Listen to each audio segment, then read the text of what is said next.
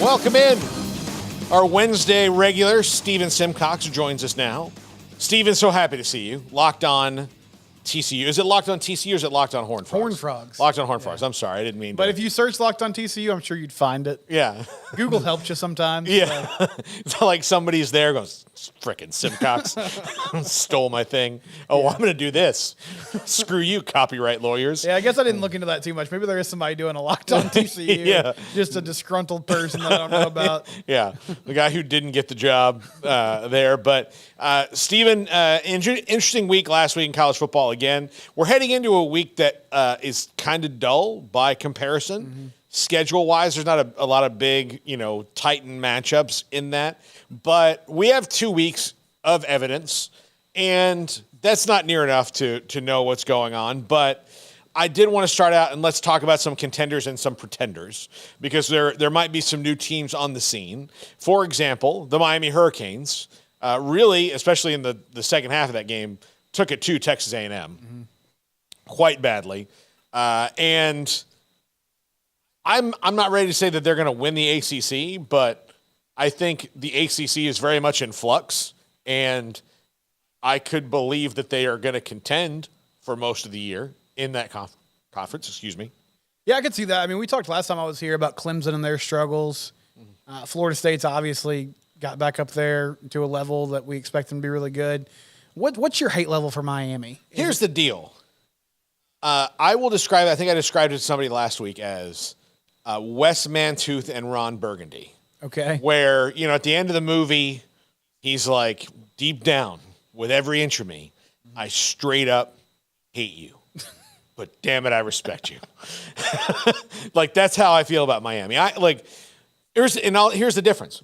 Miami had one of the best two-part sports documentaries ever in the U. It's so good and so interesting and so compelling. And it is that because they leaned into who they are and who they were. And then Florida just had one that's one of the biggest pieces of propaganda ever, and it's because they pretty much lied about what was going on or ignored certain things, including even putting a guy in the documentary who was part of it and then not even bringing it up, like what he had done in Chris Rainey. And so you're like, man, like that's such an incomplete picture. So I have a respect for them. I think the same way as Florida State and Miami fans don't like each other, and they're going to talk noise. But nobody's pretending that we're anything other than what we are. And then that's why Florida is probably the most disliked university in that state, because they're the ones who's like, what, nothing bad happens here. Yeah. Sunshine and rainbows. What are you talking about? Aaron Hernandez? We don't, no. Never heard of him. As soon as I saw the Netflix promo where they were just talking about how on Friday nights at midnight they like to go work out in the gym instead of partying, I was like, I don't think Swamp Kings is going to be a great representation of what these years were. I don't know if that's true for all 85 scholarship players. Maybe Tim Tebow and some of his buddies, but I don't think all of them were just packing the weight room on a Friday night or early Saturday morning. But yeah, I like Miami. I think Mario Cristobal is a good coach. And he emphasizes and does something that, even though it's getting less prominent, I guess, you still have to be good up front, right? You have to have a good offensive line, good defensive line. And the way Miami protected against what seems to be maybe a disappointing defensive line for Texas A&M, they got a lot of talent there, but they weren't able to get the quarterback.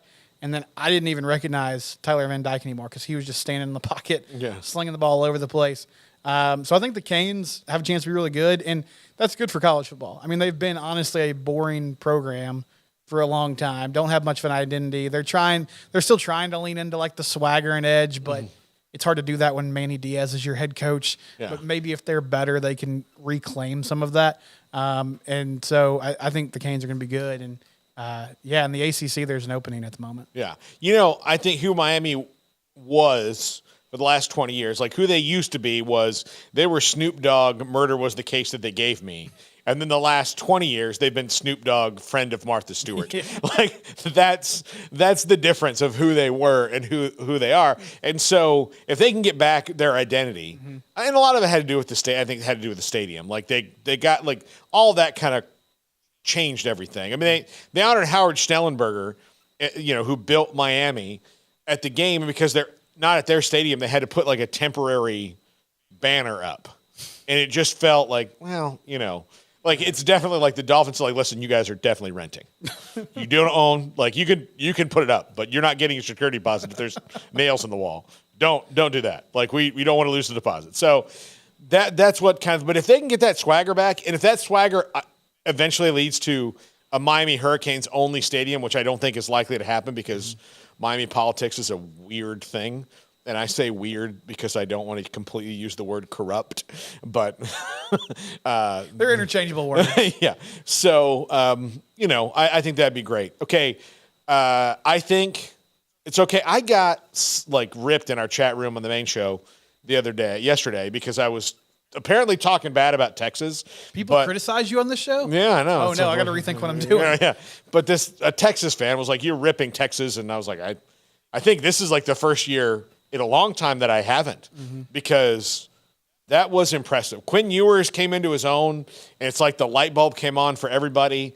Obviously that, they haven't done anything big yet other than beat Alabama, but they haven't done those things in the last decade or so. And so for them to beat Alabama in Bryant-Denny, that makes me think that they're a contender and not a pretender. As much as it pains me to say it, I agree with you. I'm one of the biggest Texas haters around. I don't want them to be good. Yeah. But I mean, what are you going to say? Even with the limitations that Jalen Milroe has, they still went and punked Alabama in Tuscaloosa, and that's not something that honestly Big 12 teams have shown capable of doing. That's not something that Texas has been shown capable of doing. And so the way that they played was super impressive. Quinn Ewers looks a lot more comfortable. They've got great skill guys. I mean, they look the part. Like, could they stumble at some point during the Big 12 schedule? Of course they could. It's going to be a gauntlet, just like the week-to-week grind, not necessarily the teams by themselves.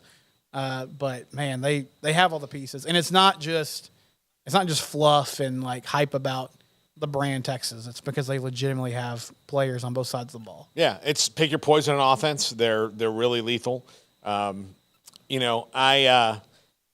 think there's two teams at the top. I think Georgia and Michigan, I think, are contenders, but we haven't seen them play anybody yet, and we won't on either one of them for a little while. Right. But I do think that come the end of the year that they're going to be pretty much rolling along. So don't get the takes too hot. Don't tell us Georgia's. And Georgia's good is quite the ledge to step out on. But other than that, look, I'll let you start with this one because I don't want to seem like a homer. But from your perspective, Florida State has 2 wins, 45-24 over LSU, and then 66-13 over Southern Miss. Again, my thought on the 66-13, I'll give you in a second, but Florida State, contender or pretender? I'll say contender. I mean, I think certainly in the ACC, right? Like, they look like the team to beat right now. College football playoff-wise, I don't know yet. I want to see a little bit more of them. I think the jury's still out. But that was super impressive what they did against LSU. They followed up with a win that they should have, but they won that game convincingly. I wasn't a big Mike Norvell believer, but it was mainly just because I didn't feel like I knew who he was or what I thought his teams wanted to be, like what their identity is. But they're tough. They're physical.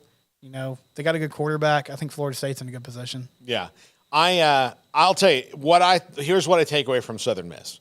Florida State has now for years let teams like Southern Miss come in and take them into the fourth quarter, and where you're like, all right, like, turn it on, guys. Like, all right, like, this is the biggest game of their season, and let's, understand that, like, you're going to get their best shot, but, make sure that, like, where they are. And from the jump of that game, they did. I mean, Mike Norvell had a really interesting strategy, and he was rotating the guys in who were going to play later in the game with the first team in the first quarter. So kind of like a preseason game. Yeah, my friend was like, hey, I just turned it on. Is Keon Coleman not playing? I'm like, he's been out there, but so have every other wide receiver has run through. Yeah. And so every running back's run through. Like, the fifth running back had a carry before halftime. All those things happened, and they were able to just, like, put the pedal to the floor really early and then just keep that rotation going. So, yeah, they're rotating 8 offensive linemen through during the game. I mean, that means that they're confident in their depth. They have Boston College this week, and then they have to go to the other Death Valley, or the fake Death Valley, as Garrett wants me to call it, which might be, I don't know. And B, if they go 2-0 against Tigers, then it's kind of on. I would say. They play. What's the other tough ACC game? Do they play Duke this year? They play Duke and they play Miami. Okay. So that like Duke and Miami are. So they're going through all the contenders in that league. Yeah, except for North Carolina. They don't play North Carolina. So we'll see. North Carolina is 2-0. A lot of people thought with Drake May they might be a contender. I'm going to say they're a pretender. Yeah, I'm not ready to say they're a contender. I still have questions about UNC's defense. Mike Brown's done a nice job there. Two back-to-back App State panic attacks. Yes. And App State's a good program, obviously, but that's a game you would think you would win more convincingly. They got a great QB. I think they're going to be able to score with anybody. I just don't feel like they're a complete football team. Yeah. That opening win against South Carolina was impressive. Yeah, it was. But I don't know if they're going to be like week to week. It might be just kind of a different thing every week. Okay, Texas A&M took that loss. They were already not like kind of down the list. Do you think this is a team that's going to struggle to get back to their baseline of 8-4? I don't think so. I mean, like, it wasn't a good performance, but I don't think these people are great people, but I think they have assembled a good coaching staff. Yeah. Bobby Petrino's a good play caller. I mean, eventually this has to work, right? They're like the Suicide Squad of coaching staff. They really are. Yeah. Yeah. Or it's like a halfway house for coaching hires. Yeah. Just gotta, get your reputation back and go on. But I still like A&M. They're a young team at some of the skill positions. I mean, I don't think they're going to win the SEC or anything, but I feel like they could finish 9-3, maybe surprise some people and win some games they shouldn't. We'll talk about this later, but the SEC doesn't appear to be just the, bare knuckle brawl that it might typically be. Yeah. And so maybe there's an opportunity for them to catch an upside here or there. Yeah. Let's see. Who have we not talked about yet that might be a contender that's 2-0? We're talking USC, Paul? We're not talking about USC. I think they're very scary. But here's the thing about USC, Oregon, Colorado, like all these teams in the Pac-12, like that is going to be a gauntlet of a league. So I think that they're running the risk of being what the Big 12 has been, in that like you're going to have a really good team come out of it, but it's going to be scathed because you're so good that like you're going to have some great games where at the end of it you're going to be like, well, somebody's coming out ahead in this, but both these teams are equally good. My only hesitation with USC is Lincoln typically has one or two head-scratching losses, which it's unfair to say Utah was that last year because Utah is just a really good football team, and they play very violently and just angry against everyone. But I'm just not convinced they can run the tape. It's always with the defense, right? Like it's always with the defense with Lincoln's teams. Now this offense looks fantastic. Caleb Williams is obviously amazing. But I feel like eventually they'll get tripped up. And I could see the one in the Pac-12. I just don't think they're going to be able to handle more physical football teams that they could see later on down the road. Yeah, like you think about like next year when we have this conversation, it's going to be a whole lot more, robust when we talk about people who can make the playoff. Yeah. But since you're talking about 4 teams, which means that at most anybody can have is 2 losses, and those 2 losses better be good, like quality really resume. Like good teams that are probably also in the like you might have lost to one of the other playoff teams. You might have had a mid-season loss against a team that's just outside the playoff, and then everyone else would have to have 2. Like for 2-loss teams to get in, you have to be the best 2-loss team out of all the 2-loss teams. And then, so you only get one mulligan, maybe, depending on who you are. That, Alabama's got their mulligan. And they actually could potentially get a second mulligan. I don't think that they're going to – I mean, they could very well win the SEC West, but the SEC West, with LSU is still going to be probably pretty good. But, they've got some things they've got to answer and things they've got to change, like, using people correctly. Harold Perkins is not a safety. Don't just doing some experiments in week 1, yeah. against one of the Florida State. Yeah. Let's get all these kinks worked out. Like, let's not rush our best player at their best player. Let's keep them apart. You're not playing Southeast Louisiana. Let's not do so that was some coaching missteps on Brian Kelly's part. But Alabama just if they're going to have Jalen Milroe, if they're going to be shuffling in different quarterbacks, I think they probably have another loss or so on their schedule, because it is the SEC West. It is, and I mean, I think like everybody that believed in Alabama before the year, the standard line was, well, they're just so good. Their O-line's going to be so good. They're going to be able to run the ball on anybody. But then you watch that Texas game, and they got pushed around a little bit. And they forced Milroe to make plays, and he couldn't do it. Now, he could get better as the year goes on. But I don't know. I think when you look at the way Bama's constructed, there's reason to not believe in them. It seems like everybody that's kind of was believing in them before the year was just saying, well, Saban surely can't, have another season where they're just sort of out of the mix. So we'll have to see how that plays out. What do you think the ceiling is for Colorado now that they are? I could see them 8-4, 9-3 really easily. I think that they can't really run the ball. They got to figure that out. Yeah. Nebraska is not a fair judge of their defense because Nebraska is not good on offense. And I think most of their games are probably going to wind up when they play good teams going to be like the TCU game because TCU's good and TCU can score. So I think there's going to be a lot of 45, 42s in their future. And they might win them, but sometimes they haven't and no offense to Chandler Morris here, but he's not Bo Nix and he's not Caleb Williams. What? And he's not DJU. So all those things are coming down the pipeline at them for teams who have done it together longer. So I'm curious to see what happens when I do think they caught TCU perfect. I mean, they really did. And play the kind of game that you're going to have to play to beat TCU. Yeah. So then, of course, Nebraska is kind of a different thing. I know by saying this and saying that they might not win all their games. Why are you such a hater? That Shadur and Dion are now going to be like, well, I mean. You didn't believe. Do you believe now, Paul? Yeah. So. Yeah, I'm also curious. I know Sean Lewis was doing some different things the first couple of weeks because he had this advantage. Obviously, there's all that tape on Kent State, but he was doing some different personnel groupings, especially 10 personnel that he didn't do at his previous stop. And so as that film gets out there, I think their offense is going to be good, but maybe they don't score 40 points each and every week, right? And you already saw that rhythm and flow slow down a little bit against Nebraska, but they're much, much improved. And I mean, the experiment's obviously working. Yeah, they have enough athletes to where when it's that guy versus your guy, that guy can win a lot of the time because Shadur is really good, Travis Hunter's really good. They've got guys who can win. So sometimes it's just about hitting those big plays, but they've got to be able to run the ball. If you want to especially if you want to beat USC, you're going to have to be able to run the ball on them. If you want to beat Oregon, you're going to have to be able to run the ball on them.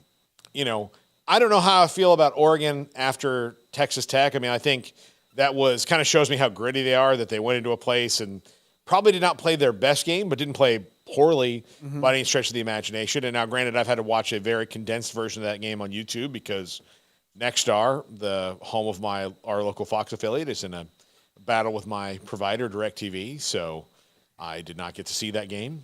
What a rough year for cable disputes. Oh, my gosh. For sports people. Charter and ESPN worked it out, but apparently, apparently Nexstar and DirecTV they're just going to lock horns, and so this is a blood feud for them. Yeah. Okay. Yeah. Well, next, not this week, but next, the Cowboys play on Fox, and if it's not solved by then I have to change providers. So, you hear that, Nexstar?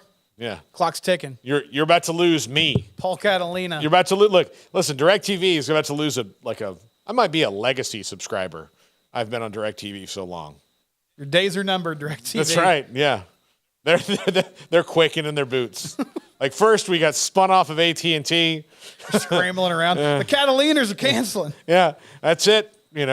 Get Fox on the phone. They might be the ones who are secretly calling my wife and telling her I don't know if I want to change. I like the way that. I like this DVR. I like how this works. They're planting seeds. They're just sending propaganda to Amanda. Causing division in the home. Hey, we can save a lot more money. Do I have to learn a new DVR? Well, I mean, yeah, it's probably not that bad, but I have stuff saved on this one. Right. Man has to have a code for sure. Yeah, so, yeah, we'll see. We'll see. Yeah. Well, can you get them to lower our rate a little bit if they're talking to you? Yeah, listen, DirecTV, if you call my wife and give her a good offer, then maybe we can talk again. But it's coming to a head there. Yeah, but Oregon, I do like I'm big on them. I think that they're going to do well. Dan Lanning is a really good coach, and Bo Nix is really fun to watch and legit Heisman candidate. Not like, even though they're putting his face up all over New York City to make sure the Downtown Athletic Club knows that he's there. But I think he's a legit Heisman candidate. He's going to have big Heisman moments because that's just what Bo Nix does. In big games, he's going to throw like a 38-yard touchdown pass while he's falling out of bounds, and like, oh my gosh. So maybe a pick too, but yeah, you live with it. Yeah. Oregon with a very modern advertising strategy of billboards. Yeah. They're also like taking out ads in the paper and stuff. But I like Oregon too, and I was actually really impressed with that win because it's one of those, okay, Tech at home, coming off a puzzling loss to Wyoming. They need that. They need that football game. And Oregon was able to control it for the most part. They're obviously trailing at different points, and then ultimately win it and force Tyler Shuck into some bad decisions. So I think the way their defense is playing alongside a different variation but a typical kind of high-octane athletic offense that Oregon has, they're going to be good. But there's just so many factors in the Pac-12 right now because there's legitimately really good teams. All right. I'll throw in one more contender for you. Notre Dame with Sam Hartman. How do you feel about that? They look great, and I like Marcus Freeman, but I just can't buy into the Fighting Irish. I don't know. I mean, and I know they play good teams. Like, I get it, but the independent schedule just makes me distrust them. Well, look, they've got Clemson, they've got USC, and I'm leaving somebody else out. That if they win those 3 games, there's no doubt, sure. There's no doubt that they are. But in fact, the USC Notre Dame game, the winner might be in the playoff. So those games, that one's going to be interesting to me because they do play a lot different style than USC does. And so can Sam Hartman hang with Caleb Williams? I will say, as a big Sam Hartman stan, yeah, I think he can because he's kind of this. Look, as a fan of a team who's lost to Sam Hartman, he's maddeningly efficient and maddeningly clutch in certain moments. And not even in like, oh, they got to have a touchdown drive and they like, oh, if they just convert 2 first downs in these 5 minutes, like there's no way you're going to be able to come back and score even if you do get the ball back because he's going to put like, they're going to punt the ball into the corner. You're going to have a 93-yard drive to score a touchdown just to tie it. And he's going to get these 2 first downs and he's going to get them like that. And you're like, well, crap. Right. And so, like, that's why I'm maybe more of a believer in Notre Dame than most just because of Sam Hartman, because I do think he's a difference maker, not in the Caleb Williams level way, but in the, like, totally boring, like, oh, we need to get the first down here? Oh, I can do that. No problem. Call this play. Okay, done. Yeah, he's kind of like a CPA, and I say that in the best way possible. I mean, not that's going to be his future job, just he gets it done. I think they're better than Clemson. The USC game will be a huge test, but, I mean, they look the part for sure. Yeah, they absolutely do. When we come back, the Pac-12 went to court. We'll update everybody on that and what that means and discuss. Let's say Oregon State and Washington State win this and win control of the name. Does that mean that they are the Pac-12 and whoever they add is a Pac-12 team and that means that they're an A5 again? That will be interesting. This is the Triple Option on 365 Sports.